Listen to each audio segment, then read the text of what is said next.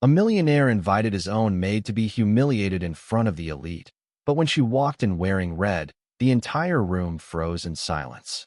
Hello friends, where are you watching from today? Let me know in the comments and don't forget to like, share, and subscribe to the channel. The marble floors gleamed like a frozen lake under the morning sun, their polished surface reflecting the chandelier light that never dimmed inside Bellevue. At 7 o'clock sharp, Valerie moved silently across the grand hall, the wax-scented cloth gliding in circles beneath her hands. She knew each vein in the Carrara stone by heart, each imperfection disguised beneath decades of care. 3 years had passed since she had first put on the plain gray uniform of a domestic worker, and in that time, she had mastered invisibility. She could predict the rhythm of the household, anticipate the needs of every guest, and dissolve into the background before anyone realized she had been present. Her routine had become a sanctuary and a cage at once.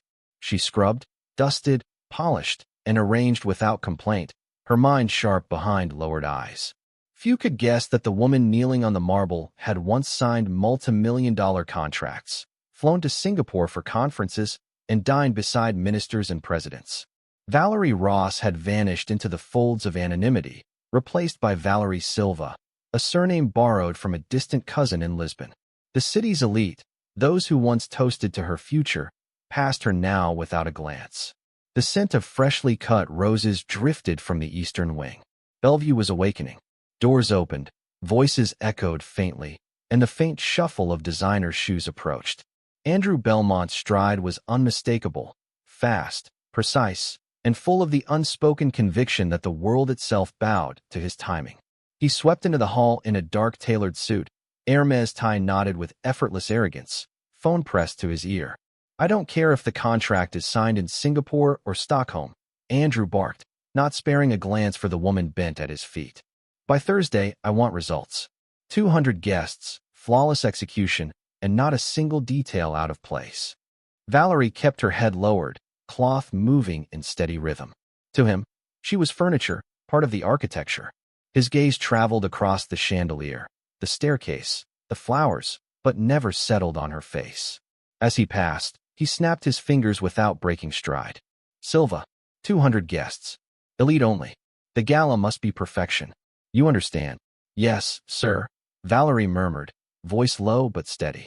Andrew's cologne lingered after he disappeared, sharp and expensive. She sat back on her heels, letting the silence fold over her again. For a moment, her eyes wandered across the expanse of the hall. Bellevue wasn't simply a mansion. It was an empire disguised as a house, 42 rooms arranged like trophies, each wall echoing the wealth and ambition of the Belmont dynasty. Valerie knew every creak of its staircases, every locked drawer, every hidden corridor. She belonged here more than any guest who would arrive for the gala. Yet in the eyes of the master, she was less than invisible. The cloth slipped from her fingers. For the first time in months, her hands trembled. Something had shifted in the cadence of Belmont's command. His mention of the gala was no surprise. He hosted one each year, a performance of power for the city's elite. But the tone, the way he had emphasized elite only, held a sharpened edge. Valerie brushed the thought aside, retrieved the cloth, and returned to her work. Still, unease remained, spreading like a stain she could not polish away. By mid-morning, the mansion buzzed with preparations. Staff carried silver trays, decorators arranged velvet drapes, and deliveries arrived in polished black cars. Valerie moved silently among them, adjusting centerpieces, checking the gleam of crystal glasses. The rhythm soothed her, yet the dissonant chord from earlier refused to fade. Late that afternoon, she entered the library to dust the shelves. The air smelled of leather and dust, heavy with the scent of old money. She had just pulled down a volume of French poetry when a voice startled her. Silva. Andrew stood by the fireplace, phone finally lowered, his expression sharp with amusement. He studied her as though seeing her for the first time. You've worked here, what, 3 years now? Yes, sir, she replied carefully. You've seen the gala preparations every year. But this time, I think you should attend. Her pulse stuttered. She blinked at him, unsure if she had misheard. Attend, sir? Yes, he said smoothly, lips curling into a smile that carried no warmth. Consider it educational. a chance to learn your place among those who truly matter. Thursday, 8 o'clock. Or something appropriate. The book slipped from her hands, thudding against the carpet. Andrew's eyes flicked to it, then back to her face, satisfied. He left without another word, footsteps fading into the hall. Valerie remained frozen, the room pressing in on her. She could feel the cruelty in his invitation, the deliberate twist of power. It was not generosity. It was a stage, a trap, a performance designed to humiliate. Her gaze fell to the fallen book. It lay open on a page describing masks at a Venetian ball. She stared at the lines until they blurred, her reflection faint in the gilded mirror above the fireplace. Something cracked inside her then, a fissure in the silence of her existence. For 3 years, she had been invisible. For 3 years, she had scrubbed and polished, burying Valerie Ross beneath dust and marble wax. But Belmont had unknowingly pried open a door she thought forever sealed. She picked up the book, pressed it to her chest, and whispered under her breath, "I'll go." The words tasted of iron and fire. That night, Valerie returned to her small room at the far edge of Bellevue's West Wing. The space was plain, white walls, a narrow bed, a wardrobe with 2 uniforms, and a single wooden desk. Yet tucked beneath the mattress lay fragments of a life no one here suspected. She pulled them out carefully. A faded boarding pass from New York to Milan, a photograph of her parents smiling in Capri, and a silver pin engraved with the initials VR. Each object burned in her hands, reminders of who she had been. She sat at the desk and opened the drawer where she kept her most dangerous possession, a folded magazine. The glossy cover was worn, edges frayed from too many nights of furtive handling. Inside, on a page yellowed with time, stared a younger version of herself. Valerie Ross, 24, radiant in a blush Valentino gown, champagne flute in hand. CEOs and ministers gathered around her. The headline praised the Ross dynasty's textile empire, forecasting limitless growth under the brilliant daughter's guidance. She traced her fingers across the photograph, the smile that once felt permanent now foreign. How swiftly it had all collapsed. 3 years ago, her father had died of a sudden heart attack, and her mother, already fragile, withered in grief. Within months, the Ross empire crumbled under debt, betrayal, and ruthless competitors. Lawsuits multiplied, friends vanished, and creditors carved the family legacy to pieces. Valerie fought to hold the empire together, but each board meeting ended in defeat. At 29, she had stood alone in an empty penthouse, everything gone, her surname poisoned in the financial press. She had fled, abandoning the world of power she once commanded. The city that had once adored her now whispered about her fall. And so Valerie Ross became Valerie Silva, a name that blended into the background like dust. She closed the magazine quickly, pressing it flat against the desk, as though the photograph might betray her to the walls themselves. Belmont's invitation echoed in her mind, sharp and deliberate, a chance to learn your place. The cruelty of it twisted in her stomach. Yet alongside the bitterness stirred something unexpected, defiance. Her thoughts drifted to Helen Marchetti. Helen had been her mother's seamstress, a woman now in her 70s, hands weathered by decades of fabric and thread. Even after the collapse, Helen had remained loyal, delivering small packages of mended clothes, offering warm meals, insisting Valerie still carried the dignity of her bloodline. Valerie had avoided her for years, ashamed of her obscurity, yet she knew if anyone could help her face the gala, it would be Helen. The following evening, Valerie slipped out of Bellevue and made her way through narrow streets to a modest atelier tucked between shuttered cafes. The sign above the door was faded, but inside, the room glowed with golden lamplight and the scent of fabric dye. Helen stood bent over a sewing machine, silver hair tied in a bun, glasses perched on the tip of her nose. When she looked up, recognition sparked immediately. "Valentina Rossi," Helen whispered, using the Italian version of her name. "I thought you had disappeared forever." Valerie's throat tightened. "I did, but I need your help." Helen studied her in silence for a moment, then motioned her closer. "Tell me." Valerie explained the invitation, her voice steady despite the turmoil within. When she finished, Helen's eyes sharpened with fury. "He wants to humiliate you, to parade you like a curiosity." "I know," Valerie admitted, "but I won't let him. I'll go, Helen. Not as Silva, not as a servant. As Ross." Helen moved to a wardrobe in the corner and drew out a long garment bag. She unzipped it slowly, revealing a dress of crimson silk that shimmered like liquid fire. Its lines were simple, yet devastatingly elegant, every stitch deliberate. At the bottom of the bag lay a velvet box. Helen opened it to reveal a necklace of antique rubies, heirlooms once belonging to Valerie's grandmother. "The world remembers a girl in Valentino pink," Helen said softly.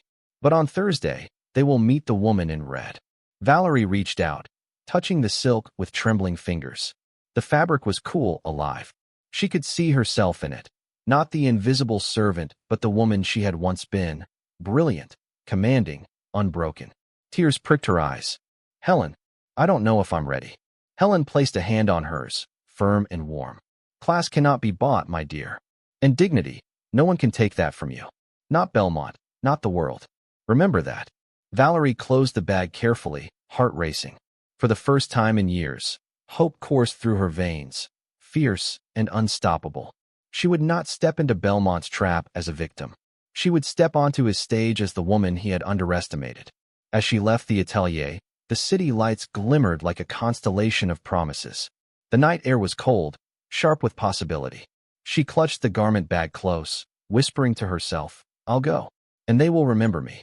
Behind her, Helen watched from the doorway, eyes glistening with both pride and fear. For she knew that the path Valerie had chosen was dangerous. Yet she also knew that once the dress was worn, there would be no turning back. Thursday arrived like a storm cloaked in silence. All day Bellevue pulsed with preparations. Florists arranging cascades of white orchids, caterers unloading crates of caviar and champagne, staff polishing every inch of marble and silver until it gleamed. Valerie moved among them as though she still belonged to their world of servitude, but under the uniform her heart thundered with the secret of what she carried upstairs in her room. The garment bag lay draped across her narrow bed, the red silk within waiting like a flare to be ignited. By 6 in the evening, the first black cars rolled up the gravel drive, headlights cutting through the dusk. Men in tuxedos and women in gowns of satin and sequins stepped onto the red carpet unfurled across the Bellevue steps. Inside, a string quartet tuned their instruments beneath the chandeliers, the opening notes of Mozart's Serenade in G floating through the air. Valerie finished polishing the last of the crystal flutes and retreated upstairs. In her small room, she peeled off the uniform and stood before the mirror. For a long moment, she saw only the faint shadows under her eyes, the years of fatigue and sorrow carved into her face. But when she unzipped the garment bag and drew the dress over her body, the mirror changed. The crimson silk clung to her form with regal precision, the ruby necklace catching the lamplight like captured fire. She pinned her hair into a smooth chignon, applied the lightest touch of makeup, and slid her feet into slender heels. The reflection staring back was not the invisible maid, but Valerie Ross. She inhaled sharply, recognizing the woman she had once been and the steel she had become. At precisely 8 o'clock, she descended the grand staircase. Conversations faltered, then stilled entirely. 200 guests turned in unison, their eyes fastening on her. The quartet trailed into silence, the bow of the violinist frozen midair. The crimson dress blazed against the sea of black and white attire, a signal flare in human form. Whispers rippled across the hall. "Is that? It can't be Valerie Ross?" Near the base of the staircase, Robert Castellan, silver-haired and broad-shouldered, leaned toward Charles Montrose. "I'd know that face anywhere," he murmured. Ross, alive. Andrew Belmont, standing at the center of the room with a flute of champagne, froze. His carefully orchestrated stage of humiliation dissolved in an instant. The smirk that had played across his mouth faltered as he watched the room pivot, attention slipping from him to the woman he had invited as prey. Valerie's heels clicked softly on the marble as she reached the bottom step. She paused, allowing the silence to saturate the air, then smiled with quiet dignity. "Good evening," she said, her voice carrying effortlessly across the hall. The spell broke into a flurry of murmurs. Marina Taylor, wife of the finance minister, pressed a hand to her chest. "Your mother taught me how to chair the Children's Charity Board," she whispered. "I thought you had vanished." Ambassador Philippe Dubois of France stepped forward, bowing lightly. "Mademoiselle Ross," he said warmly. France remembers your brilliance in Geneva. Valerie inclined her head, each gesture precise, composed. She moved among them with practiced ease, switching seamlessly between English, French, and Italian as old acquaintances approached. Every sentence was measured, every smile poised, every glance a reminder that she belonged to their world by right, not by Belmont's permission. Andrew attempted to regain control, raising his glass. "Ladies and gentlemen," he called, voice sharper than intended. "Welcome to Bellevue. Tonight we celebrate." But the words rang hollow, drowned beneath the wave of attention converging on Valerie. Guests clustered around her, their questions eager, their admiration revived. Belmont's jaw tightened. What had been designed as spectacle of humiliation had inverted into her triumphant return. Dinner was served at a table stretched with crystal and gold. Belmont, forced by appearances, placed Valerie at his right hand. He expected her to falter, to stumble in conversation, to reveal herself as unworthy. Instead, she discussed Monet's water lilies with a subtlety that captivated Du Bois, dissected petroleum futures with Castellan, and recounted her philanthropic initiatives with Marina Taylor. Her words wove a net of credibility and charm, each thread pulling the elite closer. At one point, Castellan leaned across the table, his eyes gleaming. "Miss Ross, the world thought you broken. But here you are, sharper than ever. Tell me, have you considered returning to the game?" Valerie lifted her glass, ruby necklace glinting. "I never left," she said simply. The room erupted in laughter and applause, admiration ringing across the table. Belmont sat rigid, his smile stretched thin. He had engineered her downfall this evening, and instead he had resurrected her. By the time dessert arrived, whispers of partnership swirled among the guests. Castellan, Montrose, and Du Bois exchanged glances, silent agreements forming. Belmont realized with mounting dread that the woman he had sought to ridicule was about to become the most sought-after mind in the room. Valerie's gaze flicked briefly toward him, calm and unreadable. For the first time in years, Andrew Belmont felt the sharp sting of defeat. The gala concluded near midnight, the chandeliers dimming as chauffeurs ferried guests back to their hotels and estates. Valerie lingered in the grand hall, the last notes of music fading. Staff moved quietly to clear glasses and plates, eyes flicking toward her with awe. She was no longer the maid they had known, but a figure reborn in scarlet. Andrew approached slowly, his steps deliberate. The arrogance that usually cloaked him seemed frayed, replaced by calculation. He stopped a few feet away, studying her with an intensity that bordered on hunger. "You played your hand well tonight," he said finally. "I underestimated you." Valerie turned to face him, her expression serene. "You invited me here to humiliate me, Andrew. Instead, you revealed yourself. That was your mistake." He flinched, a shadow crossing his face. For a moment, he looked almost human, the mask of impenetrable control cracking. "You could have stayed invisible," he said. "Safe. Why step into the fire?" "Because I am not invisible," she replied, voice steady. "And because fire is where diamonds are made." The silence between them crackled. Andrew's jaw flexed as he wrestled with something unspoken. Then, to her astonishment, he inclined his head slightly. "You're wasted as a maid. I have senior positions in my firm begging for minds like yours. Name your role, and it's yours." Valerie felt the weight of the offer.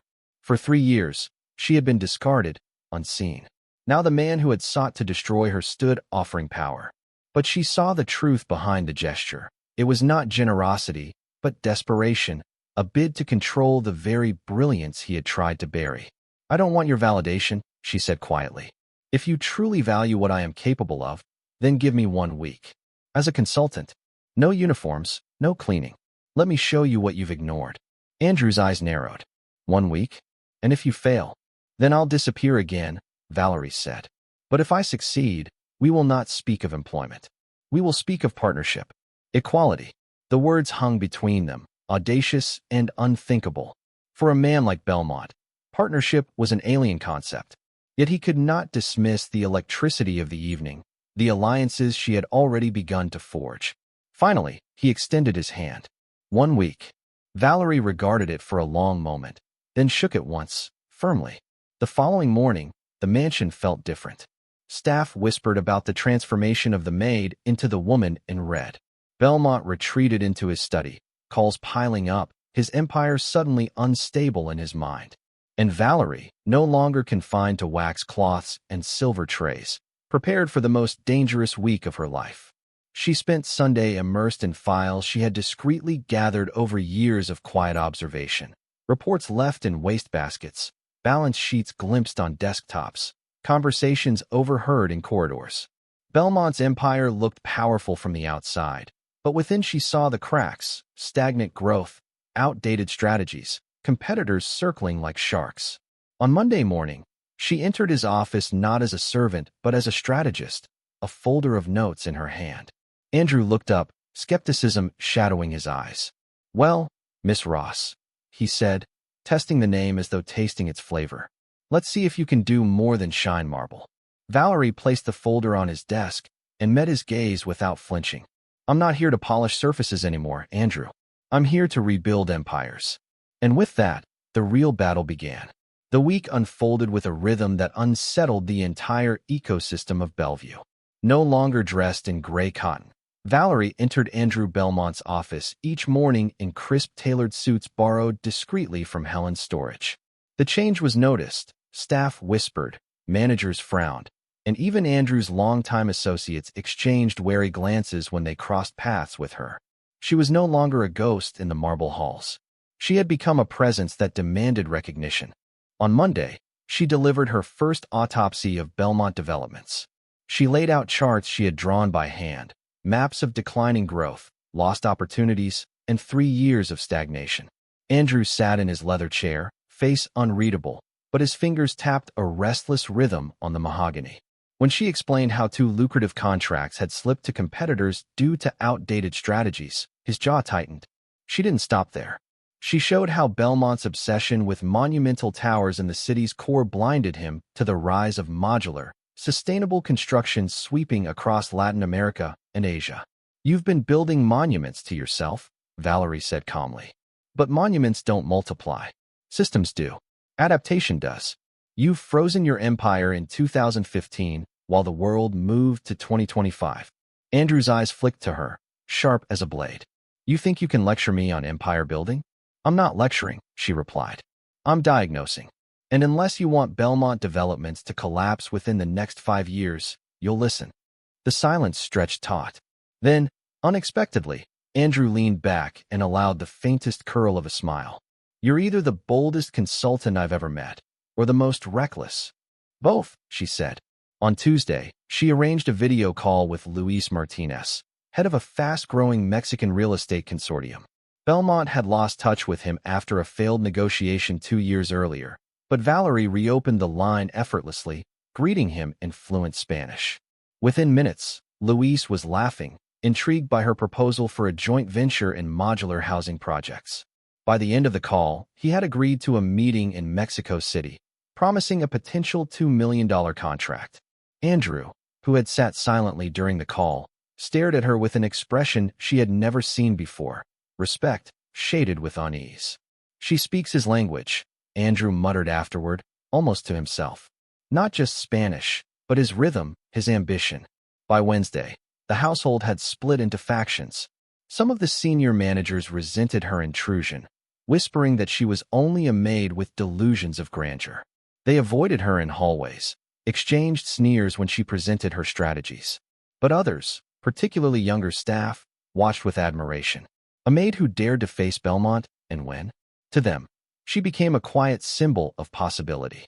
That evening, as she walked through the courtyard garden, she found Sophia, a 25-year-old waitress from the catering staff, lingering near the fountain.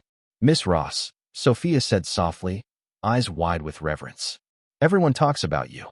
They say you're different now." Valerie smiled faintly. "Not different, just revealed." Sophia hesitated, then blurted out, "I've always wanted to study business, but I've never had the chance. Seeing you, it makes me think maybe one day I could do more than serve drinks." Valerie placed a hand gently on her shoulder. "You can. Don't let anyone reduce you to the role they've given you. People only see what they expect. Surprise them." Sophia's eyes glistened. In that moment, Valerie understood that her war with Belmont wasn't only about empire and revenge. It was about showing others that dignity could be reclaimed, that status was not destiny. By Thursday, divisions sharpened. One of Andrew's closest managers, Gerald Holt, confronted her openly in the conference room.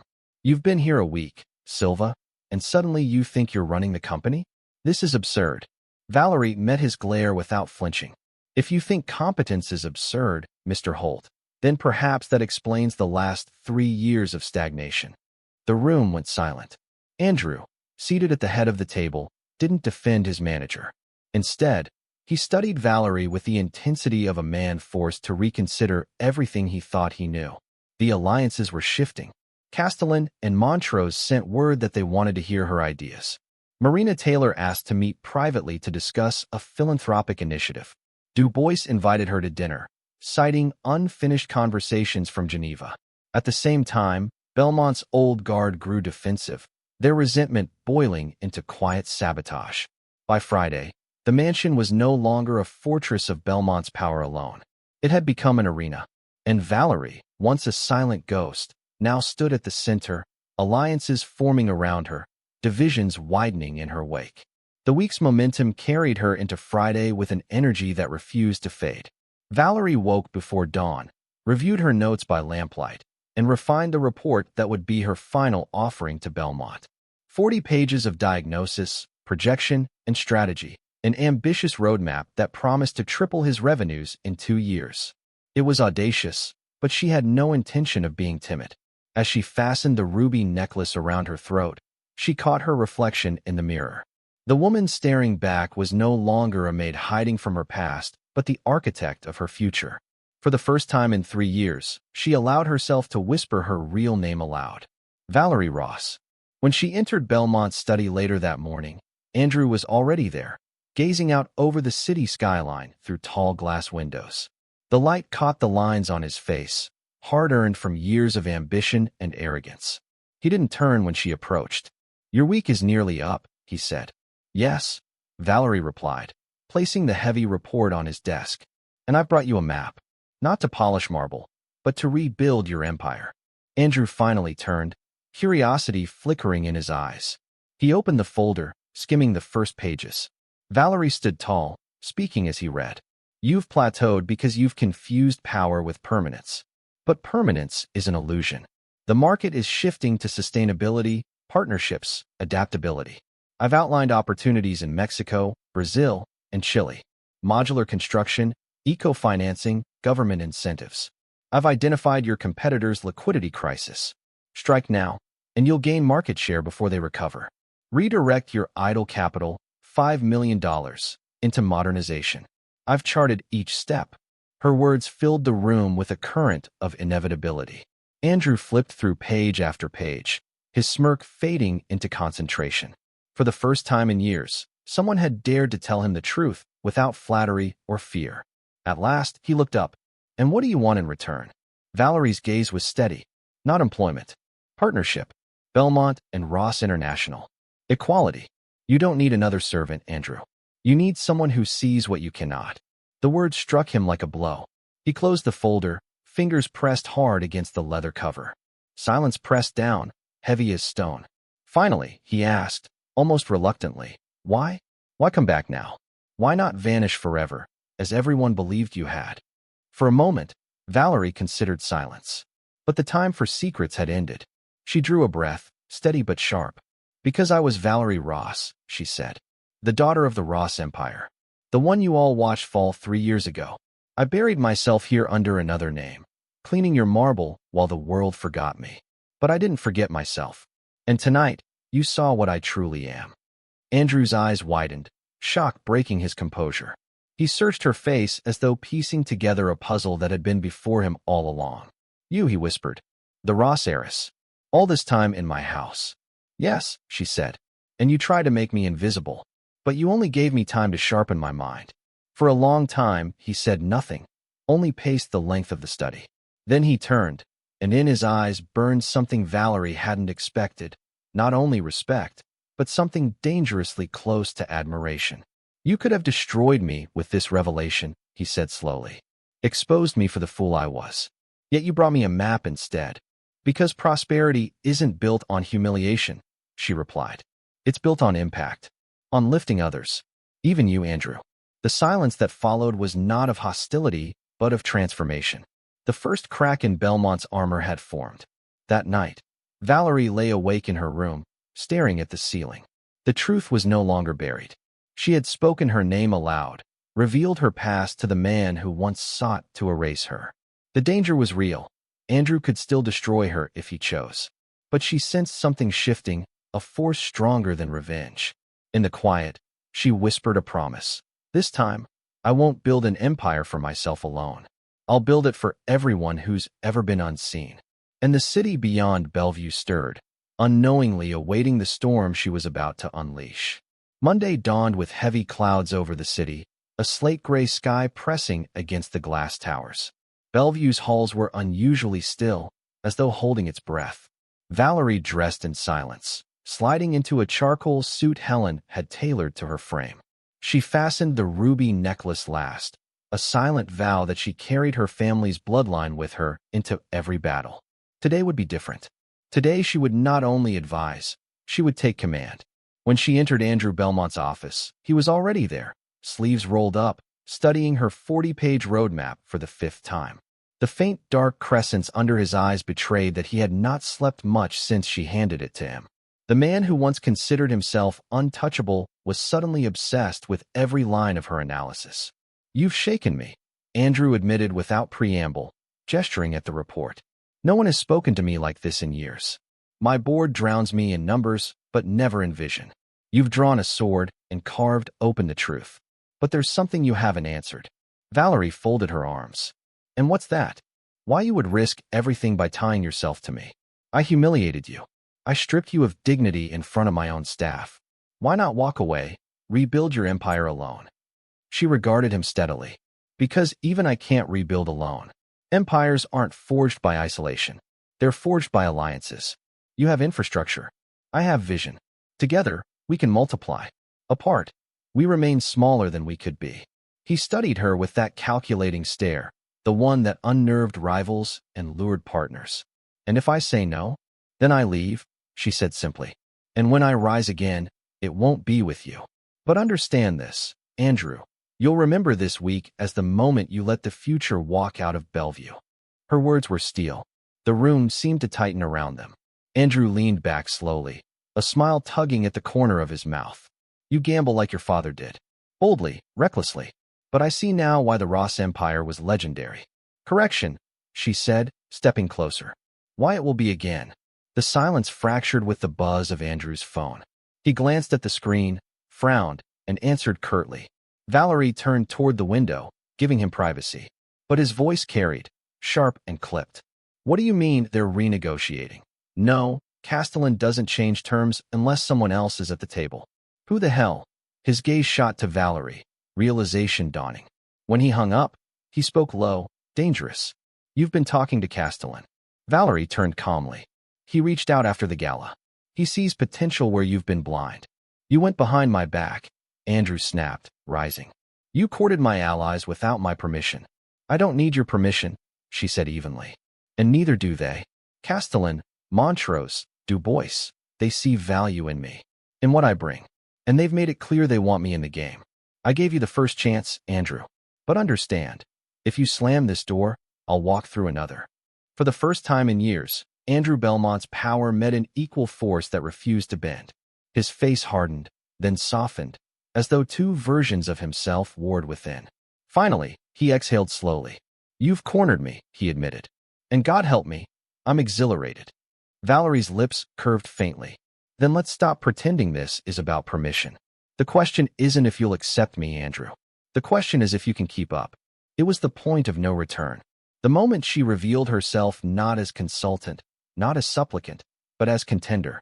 There was no way back into invisibility now. The world had seen her, the elites wanted her, and Andrew himself was forced to reckon with her power. That evening, she received a discreet invitation slipped under her door, a dinner at Montrose's townhouse, private, only a handful of power brokers in attendance. The note read, "We believe in your vision. Come prepared." Valerie stared at the note long into the night. She had crossed the threshold, and the future would never be the same. The dinner at Charles Montrose's townhouse unfolded with velvet precision. A chauffeur-driven car collected her at Bellevue, delivering her to a residence that glowed like a lantern on the riverside. Inside, the atmosphere pulsed with quiet power, oil paintings gazing down from paneled walls, chandeliers dripping light like molten gold. Robert Castellan greeted her first, his handshake warm and firm. "Valerie Ross," he said with emphasis, his eyes flickering with admiration. "The Phoenix has returned." Charles Montrose offered champagne, while Ambassador Du Bois kissed her hand with old-world charm. Marina Taylor arrived moments later, her emerald gown sweeping the marble as she clasped Valerie in a familiar embrace. "Your mother would be so proud," she whispered. They dined on roasted duck and truffles, but the food was secondary. The true feast was conversation. Valerie spoke of expansion into Latin America, of modular construction that cut costs while increasing sustainability, of aligning profit with social impact. Castellan listened intently, nodding at intervals. Montrose interjected with questions about financing models, while Du Bois offered to open diplomatic doors. It was Marina, however, who leaned forward with the question that pierced deepest. "And Andrew, where does he stand in your vision?" Valerie sipped her wine before answering. "Andrew Belmont has strength, resources, networks, discipline. But strength without adaptation is weakness in disguise. If he accepts evolution, he will stand beside me. If he refuses, he will be left behind." The words settled over the table like smoke. Castellan exchanged a glance with Montrose. "She speaks as a leader," he said quietly. By the end of the evening, they had pledged preliminary commitments. Castellan willing to invest capital, Montrose ready to mobilize financing, Du Bois promising diplomatic introductions in South America. They did not bind themselves with contracts yet, but the intent was unmistakable. Valerie left the townhouse with alliances forming like constellations around her. Back at Bellevue, Andrew was waiting in the hall, his expression stormy. "Enjoy your little gathering?" he asked coolly. Valerie removed her gloves with deliberate calm. It wasn't little. It was foundational. His jaw flexed. "You're building without me. I'm building with whoever shares the vision," she said. "You can join Andrew, but not as master. As equal." The silence between them was sharp enough to cut glass. Days later, the consequences rippled outward. Belmont's managers grew restless, sensing their grip on influence slipping. Gerald Holt launched a campaign of whispers, warning that Valerie was destabilizing the company. Staff found memos missing, files misplaced, sabotage, subtle but clear. Meanwhile, the press caught wind of her reemergence. A photograph from the gala appeared on a financial magazine cover. The return of Valerie Ross? The articles speculated wildly. Was she poised to reclaim her empire, to rival Belmont, to spark a new corporate dynasty? Andrew summoned her to his study, slamming the magazine onto the desk. "You've turned my gala into your coronation." Valerie picked up the magazine, examining the photograph of herself in crimson silk. "No, Andrew. You turned it into that the moment you invited me. Actions have consequences." His fury trembled at the edges, but beneath it lay something else, an ember of reluctant awe. By Friday, the boardroom atmosphere was electric. Valerie presented her refined strategy to a table divided between loyalists and skeptics. Gerald Holt tried to interrupt, sneering about her maid's perspective, but Andrew silenced him with a glance that brooked no defiance. When she finished, the room fell into silence. For the first time, Andrew spoke not as adversary, but as ally. "Her plan is bold," he said, "but bold is what we need. If any of you doubt her, you doubt me." The shock was palpable. Lines had been drawn, allies and enemies revealed. That night, Valerie stood on the balcony of Bellevue, city lights sprawling before her like a map of possibilities. She thought of her parents, of the empire they had built and lost. She thought of Sophia, the waitress with dreams too fragile for this brutal world. And she thought of Andrew Belmont, a man both enemy and potential ally, now caught in the undertow of transformation. The consequences had begun, irreversible and unpredictable. She was no longer a shadow in Bellevue. She was the axis on which its future turned. And somewhere deep inside, she felt the pull of destiny tightening its grip. The air in Bellevue had shifted. Staff moved with tense awareness, as if every corridor carried invisible watchers. Whispers traveled faster than footsteps, and Valerie could feel the weight of eyes on her wherever she went. She was no longer just a former maid with a hidden past. She was a name restored, a presence that unsettled the foundations of the Belmont Empire. On Monday morning, she entered the boardroom to find an unfamiliar folder placed at her seat. It bore no name, only the Belmont Development's crest embossed in gold. As she opened it, her pulse quickened. Inside lay contracts, audits, and letters, evidence of a secret project Andrew had hidden from even his closest advisors. It detailed offshore accounts, risky partnerships, and debts concealed from shareholders. At the bottom of the stack was a signature, Andrew's, bold and unmistakable. Valerie's first instinct was anger. Here was the truth of why Belmont had stagnated. He had not only built monuments for vanity, he had also buried skeletons in offshore vaults. She snapped the folder shut just as Andrew entered. He saw it at once. His eyes narrowed. "Where did you get that?" "It was here," Valerie said calmly. "Waiting for me. Someone in your own house wants me to know your secrets." He crossed the room in 2 strides, gripping the back of her chair. "Then someone in my house wants to destroy me." She met his gaze without flinching. "Or they want to test me, to see whether I'll use this against you." The tension cracked like a whip. For a long moment, they stood locked in silence, the room vibrating with unspoken truths. Finally, Andrew stepped back, his expression unreadable. "You could ruin me with this," he admitted. "Expose me to the press, to regulators, to Castellan himself." "I could," Valerie said softly. "But I won't, because I don't believe in tearing down. I believe in rebuilding." He studied her, something shifting in his eyes. "Then you're a better person than I deserve." Yet even as he spoke, Valerie knew the truth cut deeper. Andrew wasn't merely careless. He had been reckless, perhaps desperate. His hunger for status had driven him into shadows that now threatened to consume him. That evening, she walked the gardens alone, thoughts heavy. The secret files were locked in her drawer, but the knowledge weighed heavier than the paper itself. She could feel the fissure widening. To partner with Andrew meant sharing his sins as well as his victories. Could she build an empire on foundations cracked by deceit? Her reflection in the fountain rippled back at her, uncertain, questioning. A soft voice startled her. "You're carrying the weight of ghosts." She turned to find Marina Taylor standing in the moonlight, emerald shawl draped around her shoulders. Marina had arrived unannounced, slipping past staff as though Bellevue were her own. "Your mother once told me that leadership means owning both triumphs and failures," Marina continued. "Andrew has buried his failures. That's why he needed you. Because you don't bury, you resurrect." Valerie's throat tightened. "And what if his failures bury me instead?" "Then you decide," Marina said gently. "Do you want to inherit his empire or build one anew? The truth is not your enemy. Silence is." The words echoed long after Marina left.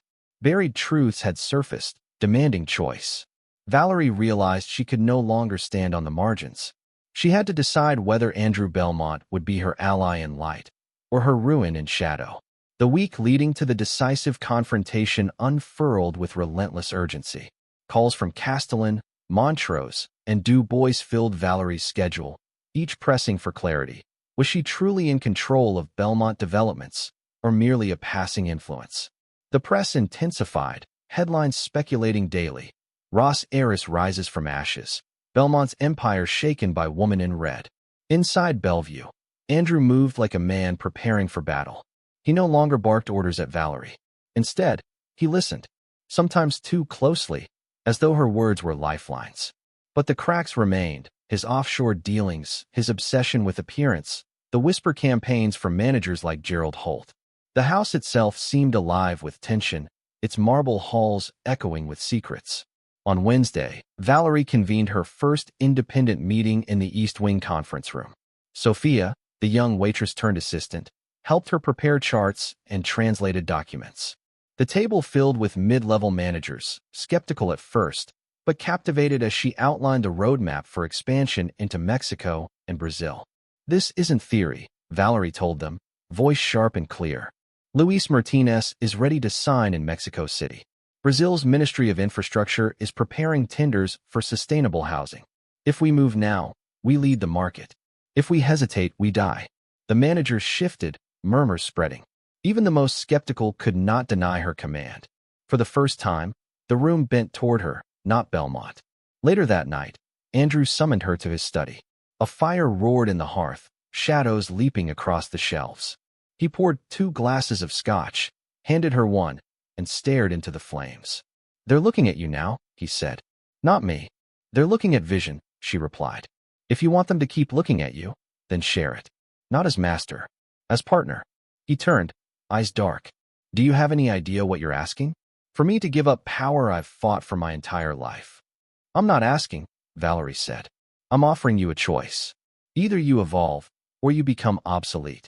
And Andrew, you know what happens to obsolete kings." He laughed bitterly. "You sound like you're preparing for war." "I am," she said simply. The climax approached, inevitable and unstoppable. The gala had been the spark, the week of strategy the fuel, but the true firestorm lay ahead, convincing Andrew Belmont not only to accept her as equal, but to stand beside her before the eyes of the elite. On Friday, Castellan called with finality in his tone. "Next week, we announce a consortium, 5 countries, $100 million. But only if Belmont and Ross International exists. Without Ross, there is no consortium." The line went dead before she could answer. Valerie stood in her room that night, staring at the 2 photographs she had hidden in her drawer. One showed her at 24, radiant in Valentino pink, the darling of the Ross Empire. The other, taken secretly by a staff member, showed her 3 years later, bent over marble floors in a maid's uniform.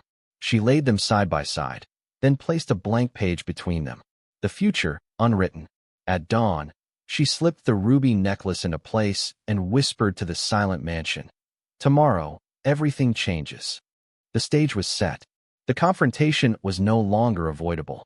Andrew Belmont would either stand as her equal or fall as her relic.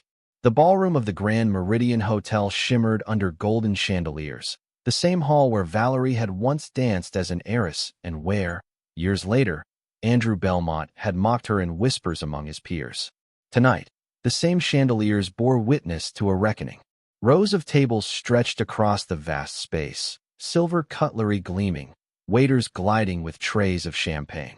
The city's power elite had gathered, Castellan in his dark suit, Montrose with a banker's gravitas, Marina radiant in emerald silk, Du Bois exuding diplomatic warmth. Every gaze turned toward the entrance, waiting for the unveiling of a new empire.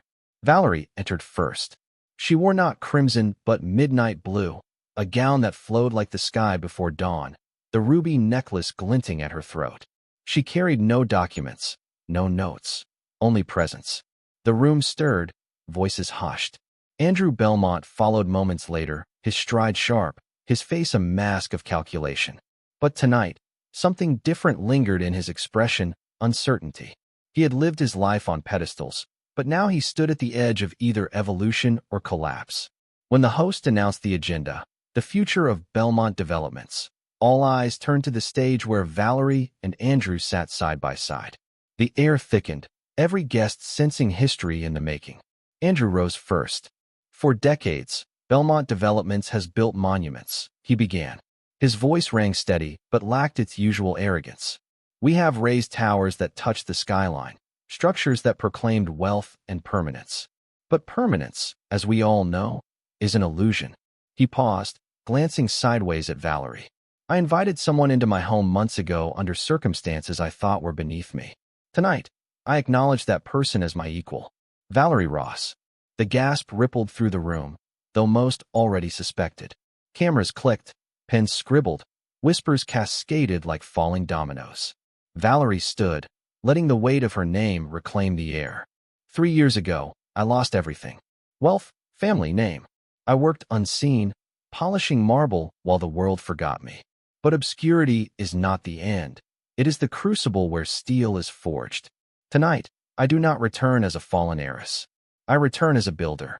She turned toward Andrew. "Belmont and Ross International will not be a monument. It will be a movement. A consortium across 5 countries, $100 million, dedicated to sustainable growth that elevates not only balance sheets, but people. We will not measure success by towers alone, but by hospitals opened, schools funded, lives improved." Applause thundered, rising like a tide. Castellan stood, declaring his commitment of capital.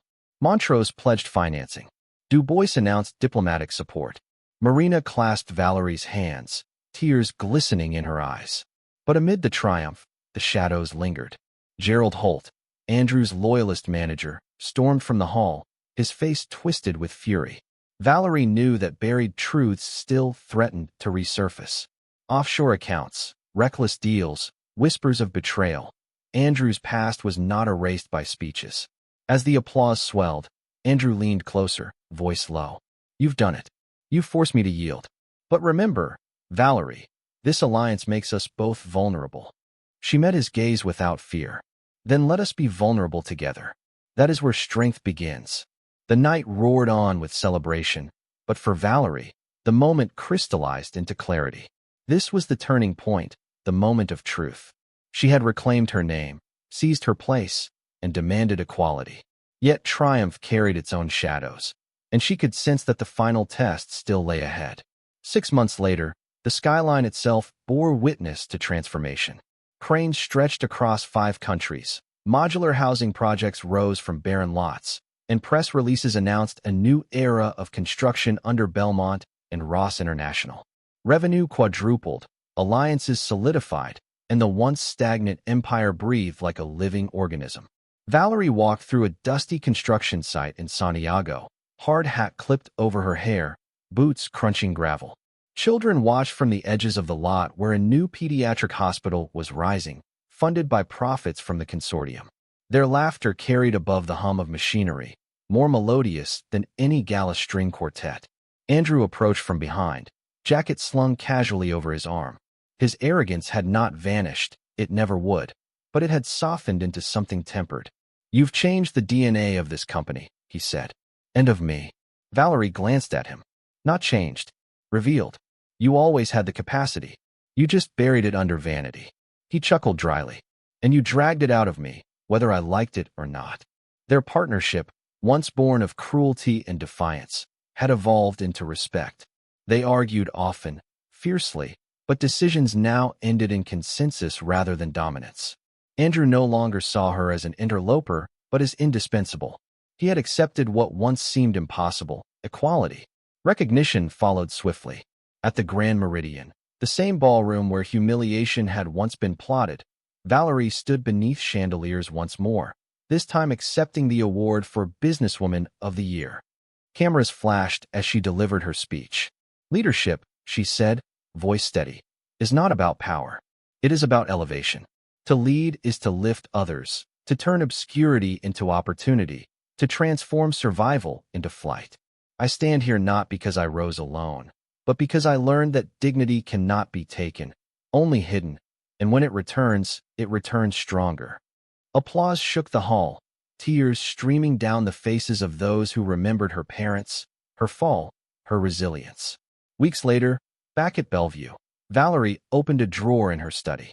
Inside lay 3 photographs. 1. Valerie Ross, radiant socialite in pink Valentino. 2. Valerie Silva, bowed maid scrubbing marble floors. And now, the 3rd, Valerie Ross in a hard hat, cutting the ribbon at a pediatric hospital in Chile. Sophia entered just then, carrying a stack of reports. No longer a waitress, she now served as operations manager for Latin America. Her eyes shone with pride as she handed the documents to Valerie. "You kept your promise," Sophia said softly. Valerie smiled. "So will you, when it's your turn to lead." As the young woman left, Valerie lingered over the photographs. She felt the circle close, the arc complete. Past, present, and future aligned in the truth she had lived. When you learn to survive freefall, you discover you can fly. She closed the drawer, lifted her gaze to the horizon, and whispered into the silence, "This is only the beginning." The city stretched before her, no longer a kingdom of loss but a canvas of new horizons.